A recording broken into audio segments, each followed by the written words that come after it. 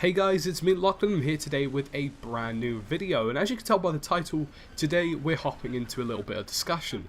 Now I've called the title today Our Battlefield, Shaping Its Future, and what this essentially means is us having a look into how we can conduct ourselves as a community in order to change Battlefield for the better, including the upcoming and future Battlefield titles which we will see within the next few years.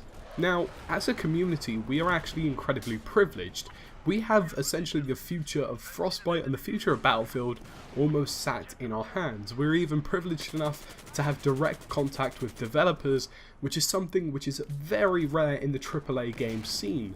So not only can we modify Battlefield 4, but we've also been given a direct role, for example in Battlefield Hardline by Visceral, and how that game is being conducted. Now, a common misconception in our community is that the developers and people associated with Battlefield are supposedly never listening or never watching what we do. Well, the real truth is that although they may not be as vocal or prominent as, for example, Dice Tigger, but they are always watching, they are always listening to our voice and what we have to say about the game, and they even give us the opportunity on numerous occasions to voice our opinions and voice our concerns.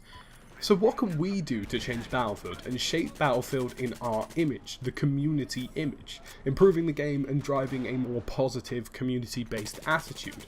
So I decided to list down a few ideas which I feel as though are really important if you're the kind of guy who sat there thinking, do you know what, I have this really epic idea, or I have this really bad criticism of the game, and I really want to get it out there and I really want to get it heard in order to make Battlefield a better title for me. So let's get started. Tip number 1, and this is to promote discussion. Now, be it on Reddit or the Battlelog forums or even a YouTube video like this, there are many places that give you a shot at discussing game ideas with fellow Battlefielders, and they'll often be seen by community members, YouTubers, or people associated with EA, DICE, or Visceral. As a result, you'll find some pretty awesome feedback in these areas and have it noted or potentially even included in patches or future plans of Battlefield in general. Now, I often interact with people through these places, social media, Reddit, forums, YouTube comments section, as a means of gathering my own feedback for my own ideas, and I feel as though lots of you guys should give this a shot. If you have a brilliant idea that you want to push across, go ahead and do that through the forums or Reddit, or even push it down below. Most people tend to get lots of likes whenever they say something which is really advanced and really well thought through. Now, the second one for me is constructive criticism, and constructive criticism is vital. Now, being negative isn't a bad thing as long as it's voiced in a correct manner. Now, if you provide a rant of how you despise Battlefield, no one will really care, and it really just is overall unhealthy for the entire community. But if you provide an intricate level of detail, voice your concerns in a more professional way, or even provide a feedback video to the issues that you've faced, it's far more likely to gain attention where it matters, and the developers can make improvements based on it. As I say, these guys are always watching and they're always listening. Now, if you don't believe me, a fantastic example was when the netcode was damaged, numerous players posted video evidence and in-game statistics which drastically improved how quickly the problem was solved and how the game itself was improved as well. Now, if more people provided this kind of evidence and analysis, we could solve many issues which Frostbite and Battlefield faces and improve upon Battlefield for future generations, or even just improve Battlefield 4 as it is now. Be creative was the third tip that I listed, and this mostly applies to Battlefield Hardline. But I've mostly found with Battlefield Hardline as a whole and all the future titles that we've had influence on, by throwing around and spitballing ideas, we can actually drive a lot of influence where it matters.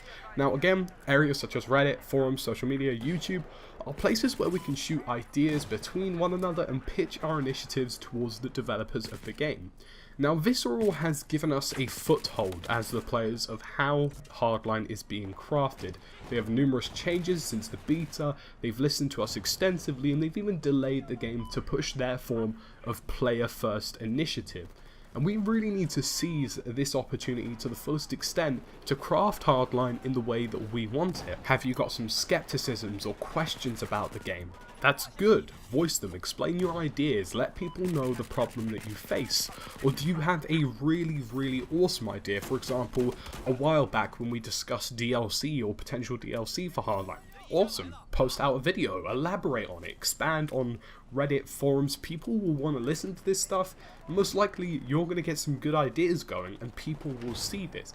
Now, I've spoken to numerous people about a couple of ideas that I've had for Hardline, as well as various other community members, and we've had them mentioned by developers themselves, so there's no reason why you shouldn't give it a shot and say, hey look, I've got this really cool idea, hey look, I have this question, can you help me out? And they'll even do Q&As, so make sure you look out for those on social media. Now the last one I've listed is get involved. Now I noticed that a percentage of the time Battlefield players as a whole feel pretty stagnant from time to time, and they feel relatively left out, as though not much is really going on, as though the community is somewhat inactive.